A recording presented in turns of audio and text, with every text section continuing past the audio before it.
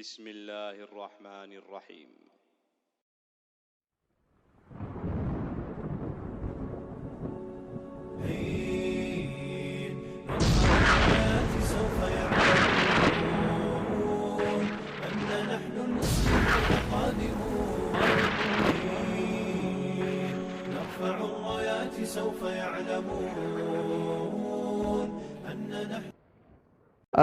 Kita akan coba urutkan ya. Ini saya beri wacana global dulu tentang apa itu hakikat Malhamah Kubra. Intinya dia bagian dari rangkaian tanda-tanda kiamat besar yang dampaknya bukan hanya menimpa kepada yang bersangkutan, tetapi akan berefek ke seluruh dunia. Ibarat dia itu gelombang tsunami, maka ini epicentrumnya, kemudian dampak daripada gelombangnya melebar sekian radiusnya sampai melebar kemana-mana ya, ke seluruh dunia, sampai ke ujung pantai pun terkena gelombangnya. Allah alam besar. Bapak Ibu sekalian, poin ini tadi sudah saya singgung, munculnya Imam Mahdi sebagai batas antara tanda kiamat kecil dan munculnya berbagai tanda kiamat besar. Pertanyaannya, terus apa tanda-tandanya Tad? Ya, jamaah rahimakumullah, saya ingin mengajak supaya sekali lagi kajian nubuat ini tidak menjadi fitnah. Maka memang ada bagian-bagian tertentu yang tidak harus kita ketahui semuanya. Ada sejumlah kebenaran yang memang harus ditunda untuk disampaikan, ketimbang kemudian kalau kita sampaikan nanti malah menjadi kebingungan karena tidak tahu harus berbuat apa. Mirip seperti kalau ada pasien yang masuk rumah sakit penyakitnya berat, kira-kira dokter gimana sikapnya Bu, Pak? Hah? Kira-kira sikap dokter gimana? Kalau ditanya gimana Pak dokter, jawabannya apa kira-kira Pak? Insya Allah nggak apa-apa. Oh, padahal itu sudah stadium 4 itu ya. Tapi dokter demi menjaga adab dan etika tetap mengatakan insya Allah nggak apa ya. Tapi mungkin Bapak Ibu termasuk pasien yang, Pak dokter ceritakan apa adanya saja, kami insya Allah siap menerima. Nah, mungkin ada pasien yang kayak gitu. Ya sudah, kalau memang pasiennya kayak gitu, Pak dokternya akan cerita apa adanya. Nah ibu-ibu kira-kira termasuk pasien yang mana ini? Supaya saya menyampaikannya nanti saya akan bilang baik-baik saja atau dengan heboh sekali gitu ya. Baik Bapak Ibu sekalian, dalam menuntut ilmu itu sikap kita nggak boleh seperti teko Pak ya. Teko itu kalau diisi susu, maka semua gelas yang ada di depannya adalah diisi susu semua. Anak kecil minum susu, orang tua minum susu, balita minum susu, tua muda semua dikasih susu, padahal barangkali kebutuhannya beda. Nah dalam menuntut ilmu itu sikap kita harus mirip seperti mesin penggiling padi. Beras gabah yang dimasukkan itu digiling dulu Pak. Setelah digiling nanti ada gabahnya, ada berasnya, ada dedek atau katulnya ya. Berasnya nanti dikasih manusia, itu pun diolah lagi. Kalau yang makan balita dibuat bubur dulu ya. Kalau yang makan itu sudah mampu baru dimasak jadi nasi. Katulnya ya diberikan kepada peternak, sementara gabahnya, kulit padinya itu diberikan kepada mungkin pengrajin batu bata, genteng dan semisalnya. Kira-kira begitulah menuntut ilmu itu. Jangan apa yang kita pahami disampaikan, apa yang kita dengar kita sampaikan. Ini menjadi penting karena ini era media sosial. Semua yang kita dengar gregetan pengennya disampaikan. Nanti kalau dikejar jawabannya dari tetangga sebelah, dari grup sebelah ya. Memangnya ngomong gitu nggak dapat pertanggungjawaban? Itu kena pertanggungjawaban. Jangan kemudian melempar sesuatu yang kemudian kita lepas tangan. Ada juga yang masih agak lumayan ya, mau tanya bener nggak kabar ini. Saya yakin penghuni tempat itu juga nggak ada yang ngerti gitu ya, tapi dia pura-pura ya mau tanya ini bener apa enggak ya. Ya harusnya kamu nanyanya kepada yang pertama kali nyebar berita itu dari mana gitu loh ya. Jangan dilempar ke grup yang barangkali mereka juga sama-sama tidak tahu semuanya. Bapak Ibu yang dirahmati Allah Subhanahu wa taala, kembali kepada bahasan kita. Jadi Imam Mahdi ini adalah salah satu poin penting ketika kita masuk pada tanda-tanda kiamat kubro ya.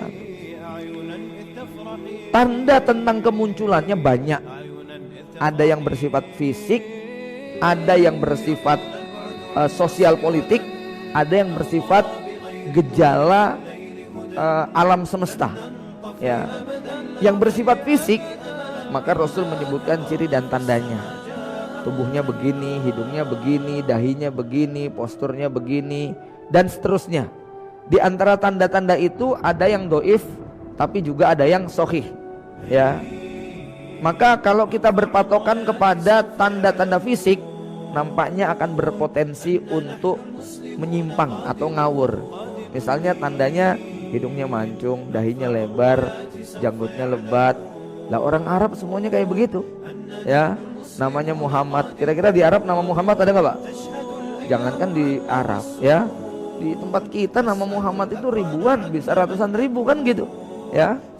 Artinya kalau ada orang yang kemudian, oh iya ini mirip, namanya Muhammad, bapaknya Abdullah, cirinya begini, itu peluang fitnahnya besar. Gitu ya.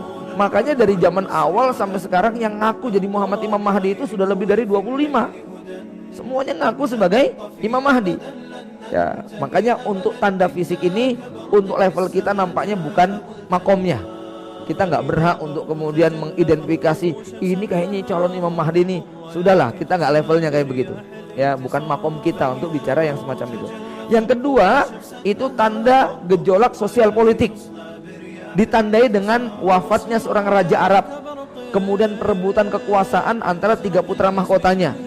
Lagi-lagi saya tidak tahu apakah ini bisa direkayasa, tetapi analisa semacam ini sudah pernah terjadi sejak tahun 2000 dan sampai sekarang belum terungkap. Ya, maka saya hanya merekomendasikan dalam arti apa? Kalau kita pengen tahu hakikat yang sesungguhnya, ada tanda ketiga, yaitu tanda gejolak alam semesta. Itu pun di antara tanda-tanda tadi tidak semuanya kemudian kita bisa mudah memahaminya. Misalnya apa? Tanda munculnya Imam Mahdi itu munculnya bintang berekor.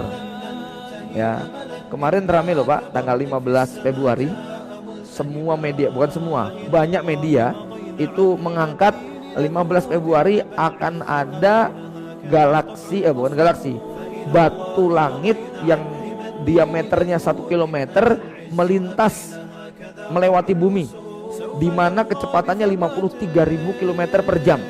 Dia akan melintas pada tanggal 15 Februari, tepat 1 hari setelah Valentine Day.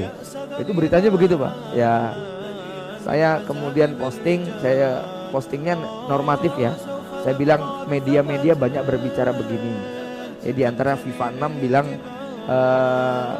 kita rehat sejenak dari corona. Ada ancaman yang lebih mengerikan bagi penduduk dunia, yaitu meteor, saya lupa kodenya berapa begitu ya, yang akan melintas bumi pada tanggal 15 Februari.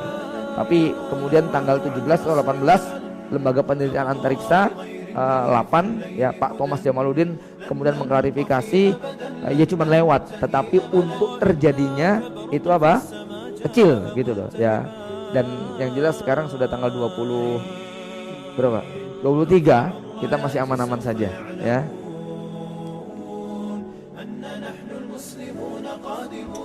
Bapak Ibu sekalian ya. Jadi ada tanda gejolak sosial politik yang lain, yaitu munculnya seorang laki-laki yang bernama Sufyani. Ini pemimpin kejam dari arah Syam. Ya, saya nggak perlu analisa dalam-dalam, nanti malah kemudian jadi kepikiran.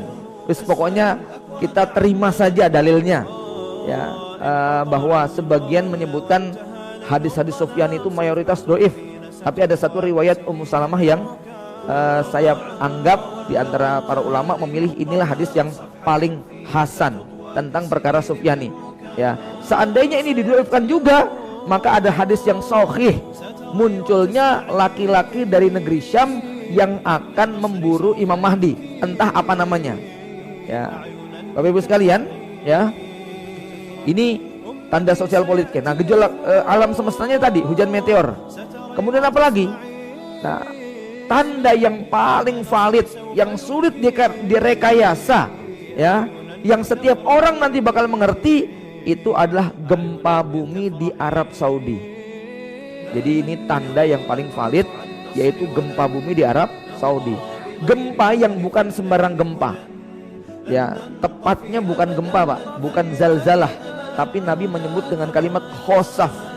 Khosaf itu bahasa kitanya likuifaksi. Bumi ambles. Kemudian yang menjadi korban sangat banyak sekali. Ya. Nabi menyebutkan korbannya adalah siapa? Semua pasukan Syam yang hendak membunuh Imam Mahdi. Semua pasukan Sufyani yang hendak memburu Imam Mahdi. Kata Nabi, pasukan depan, pasukan belakang, pasukan tengah, semuanya tenggelam. Bahkan yang di kebun, di pasar, di jalan-jalan, itu semuanya ditenggelamkan. Nah, nanti kalau yang lagi umroh atau yang lagi sekolah di Saudi atau yang lagi haji, kalau dapat informasi semacam ini, korbannya besar, ini nanti akan viral, ya, maka besar kemungkinan itu adalah tanda dekatnya Imam Mahdi. Ya, berarti saat itu laki-laki tadi sudah berada di Makkah, mau dibaiat oleh sejumlah manusia yang memang mereka punya firasat, diberi hikmah oleh Allah Subhanahu wa taala untuk bisa memperkirakan inilah laki-laki yang akan menjadi penyelamat dunia. Ya.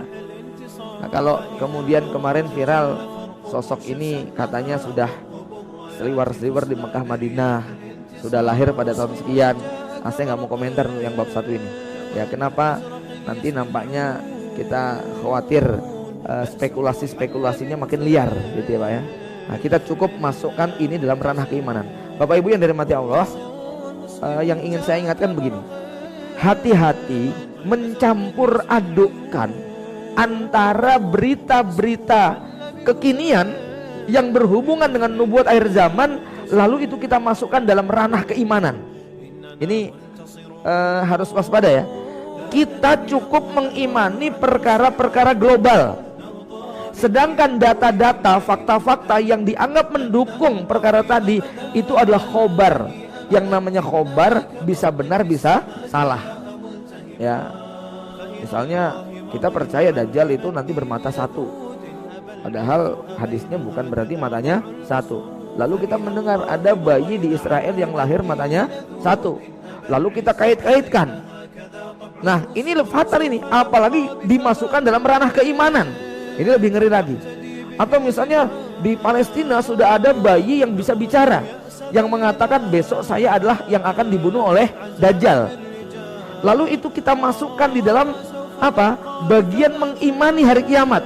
Ini yang menurut saya sangat fatal ya. Maka kita hanya mengimani secara global apa yang diceritakan secara global, dan kita mengimani secara terperinci apa yang disampaikan Nabi secara terperinci. Kalau tidak, ya sudah, kita cukupkan apa adanya. Bapak Ibu sekalian ya, jadi peristiwanya nanti laki-laki pemimpin negeri Syam yang kejam dan luar biasa ini akhirnya terkubur dalam peristiwa khosaf. Ada yang menganalisa bahwa peristiwa khosaf atau likuifaksi tadi ada hubungannya dengan hadis lain, yaitu hadis tentang munculnya api dari bumi Hijaz. Ya, api ini akan keluar dari perut bumi Hijaz, kemudian menerangi semuanya sampai jarak 1200 km itu akan nyala semua. Nabi menyebutkan la taqum sa'ah hatta tahrujan nar min ardil Hijaz tudiu a'naqal ibil bibusra. Kiamat tidak akan terjadi sampai nanti api dari bumi Hijaz itu muncul, di mana onta-onta yang jaraknya di Busra atau 1200 km, 800 mil, itu akan menyala lehernya. Ini untuk menggambarkan betapa dahsyatnya api tadi. Nah, kalau memang ini berbarengan, maka memang potensi korban sangat besar. Dan Bapak Ibu yang dirahmati Allah Subhanahu wa taala, ini hanya analisa sederhana. Jadi nanti kalau kita lihat hadis-hadis akhir zaman itu banyak berbicaranya di Timur Tengah semua. Cerita tentang perangnya, konfliknya, problemnya itu ngumpul di Timur Tengah. Maka muncul pertanyaan, waktu itu kita lagi ngapain? Waktu itu Australia bagaimana?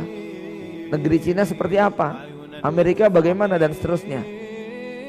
Ada kekhawatiran kalau kemudian negeri-negeri itu di masa yang tadi Nabi ceritakan sudah nggak ada lagi. Karena apa? Memang menjelang kiamat nanti akan banyak perkara-perkara yang tidak masuk akal terjadi secara serempak. Ya, Bapak Ibu sekalian, fenomena corona misalnya, saya nggak tahu berapa angka yang sebenarnya disembunyikan ya untuk fenomena ini. Tapi kalau kita mendengarkan cerita yang tidak resmi, itu angkanya sangat mengerikan. Ya, maka kepunahan manusia dengan berbagai macam peristiwa bencana alam itu sangat berpotensi untuk mengurangi jumlah penduduk dunia secara masif. Ya, makanya nanti hadis-hadisnya ini rata-rata berbicara Timur Tengah semuanya. Jamaah rahimakumullah, maka peristiwa api yang keluar dari bumi Hijaz ini sangat mungkin memang menewaskan sekian banyak manusia. Ya. Nah, setelah itu Imam Mahdi akan dibaiat menjadi pemimpin kaum muslimin yang disepakati.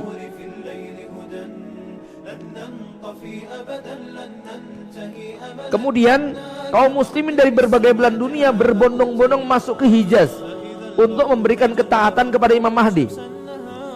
Setelah itu kaum muslimin akan menundukkan seluruh wilayah Jazirah Arab, utara, selatan, timur, barat.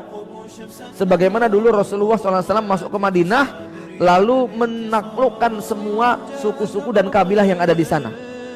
Ya, dalam bahasa lain mengadakan perjanjian damai. Ya, itulah yang Rasul lakukan dengan piagam Madinah. Ada ikatan perjanjian damai untuk menjaga ya kota Madinah kalau di zaman Nabi. Kalau di zaman Imam Mahdi untuk menjaga negeri kaum muslimin, tanah haram Mekah dan Madinah. Ya, Bapak Ibu yang dirahmati Allah, kita tahu bahwa Makkah, Madinah terutama ya memang dua ibu kota ini kalau kita mengikuti perkembangan sekarang ngeri atau aman-aman damai Pak? Agak ngeri ya. Kebijakan-kebijakan Muhammad bin Salman ini sangat luar biasa. Terakhir kemarin secara resmi pemerintah Saudi mengadakan pesta untuk Valentine Day. Ya, fatwa tentang haramnya Valentine Day sudah tidak berlaku. Kemudian Muhammad bin Salman punya terobosan bahwa 2030 nanti ya betul-betul mimpi Arab Saudi akan berubah menjadi negara super modern di Timur Tengah itu akan menjadi kenyataan. Ya, kemudian hari ini semua pusat industri hiburan terutama bioskop, wahana permainan sedang digagas. Ya, dan yang agak mengerikan banyak para ulama yang ditangkapi tanpa proses persidangan. Ya, wallahu a'lam bishawab. Bapak Ibu sekalian, kalau mengikuti kebijakan-kebijakan yang ada memang agak berbeda ya dengan kebijakan-kebijakan sebelumnya. Jamaah rahimakumullah. Nah, sebetulnya kaum muslimin di sana juga banyak yang tidak setuju dengan kebijakan Raja Muhammad, kebijakan Muhammad bin Salman. Tapi sekali lagi di sana ini tingkat represifnya sangat luar biasa. Ya, sehingga ya sudah kaum muslimin pasrah. Media gak bisa kemudian sebagaimana di negeri kita. Ya, singkat cerita apa? Bahwa nanti ketika takdir Allah ya memang berlangsung terjadi di Jazirah Arab, kaum muslimin memang sudah merindukan datangnya sosok pemimpin yang sebagaimana dulu Rasulullah SAW datang ke kota Madinah. Maka Rasul menyebutkan namanya Imam Mahdi itu yusbihuni fi siroti wala yusbihuni fi suroti. Sirah perjalanan hidupnya mirip Nabi, tapi wajah dan bentuk tubuhnya tidak sama dengan Nabi. Rasul mengatakan yusbihuni fi khuluqi wala yusbihuni fi khalqi. Imam Mahdi itu akhlaknya mirip dengan aku walaupun bentuk badannya tidak sama dengan aku. Artinya apa? Imam Mahdi betul-betul akan mempraktekkan Islam persis seperti Rasulullah SAW menjalankan. Ya, makanya beliau dijuluki sebagai mujaddid terbesar di akhir zaman. Mujaddid itu tiap 100 tahun ada, tetapi Dr. Ahmad Al-Mubayyad memberikan gambaran bahwa Imam Mahdi adalah puncak dari segala mujaddid. Dialah mujaddid terbesar. Kenapa? Karena yang akan direformasi oleh Imam Mahdi bukan hanya satu bidang, dua bidang kehidupan, tapi seluruh bidang kehidupan. ekonomi, politik, sosial, akidah, ibadah, akhlak, semuanya direformasi, dikembalikan kepada sunnah Rasulullah Shallallahu Alaihi Wasallam. Bapak Ibu yang dirahmati Allah Subhanahu Wa Taala, maka bisa dibayangkan bagaimana suasana negeri Hijaz pada masa itu. Singkat cerita, manusia dari berbagai belahan dunia akan berbondong-bondong. Rasulullah SAW menyebutkan inilah rangkaian yang akan terjadi ketika nanti akhir zaman di era Imam Mahdi. Nabi tidak menyebutkan Imam Mahdinya, tapi Nabi menyebutkan urutan-urutan yang akan dilalui oleh manusia di akhir zaman. Apa kata Nabi? Takzuna jaziratul Arab. Kalian nanti akan memerangi bangsa Arab, semenanjung Arab. Ya. Fayaftahu Allah. Kemudian Allah memberi kemenangan kepada kalian. Artinya seluruh rezim-rezim di Arab ini akan ditundukkan oleh kaum muslimin untuk dikembalikan kepada Islam. Summa takzuna Faris. Setelah jazirah Arab itu berada di dalam kekuasaan Imam Mahdi, maka selanjutnya adalah Persia. Kita tahu hari ini negeri Persia adalah negeri Iran, negeri Syiah. Kenapa ini termasuk yang dikalahkan, ditaklukkan? Syiah ini punya keyakinan yang sama tentang Imam Mahdi. Cuman Imam Mahdinya orang Syiah berbeda dengan Ahlu Sunnah. Imam Mahdinya Syiah keturunan Husain, sementara Imam Mahdinya Ahlu Sunnah keturunan Hasan. Dari jalur bapak ketemu Hasan, dari jalur ibu ketemu Husain. Ya, Hasan dengan Husain ini lebih utama mana, Pak? Hasan. Rasul menyebutkan anakku ini, cucuku ini Hasan, dia adalah yang nanti akan menyatukan kaum muslimin pada saat mereka berpecah belah, ketika mereka bertarung, berperang. Nah, itu terjadi pada masa Hasan bin Ali ketika pasukan Muawiyah kemudian berperang melawan pasukan Ali bin Abi Thalib. Setelah Ali meninggal, maka Hasan ini kemudian menyerahkan kekuasaannya kepada Muawiyah bin Abi Sufyan, sehingga pada tahun ke-40 disebut sebagai Amul Jamaah, tahun bersatunya umat Islam. Maka Dr. Ahmad Al-Mubaid mengatakan, karena keridoan Hasan demi bersatunya umat Islam, maka hak kekhalifahan yang harusnya beliau pegang demi persatuan umat Islam, Hasan menyerahkan kepemimpinan itu kepada Muawiyah bin Abi Sufyan. Sehingga dengan sikap legowo, sikap ikhlasnya Hasan inilah kaum muslimin kemudian disatukan. Maka hikmah yang sangat besar ketika besok anak keturunan Hasan bin Ali inilah yang akan diangkat oleh Allah sebagai Imam Mahdi. Itu Dr. Ahmad Al-Mubaid menjelaskan demikian, Pak. Sementara kalau sahabat Husain ini beliau menyerahkan kekuasaan atau pengen mencari kekuasaan? Pengen mencari. Makanya beliau pergi Kufah. Kenapa? Karena penduduk Kufah menjanjikan, wahai Husain, kalau engkau datang ke sini, kami akan baiat engkau untuk kami jadikan sebagai pemimpin. Yang akhirnya di padang Karbala terjadilah peristiwa bentrokan dengan pasukan Bani Umayyah. Dan disitulah kemudian terbunuhnya sahabat Husain bin Ali. Yang waktu itu ya, sahabat Husain sudah diingatkan oleh para sahabat, hati-hati penduduk Kufah ini banyak yang munafik, ya, banyak yang berkhianat. Nah, tapi rupanya nasihat ini barangkali kurang kuat di hati Imam Husain, sehingga beliau tetap berangkat dan kemudian terjadilah peristiwa Karbala. Sementara Imam Hasan justru dengan ikhlas menyerahkan kepemimpinan tadi kepada Muawiyah bin Abi Sufyan.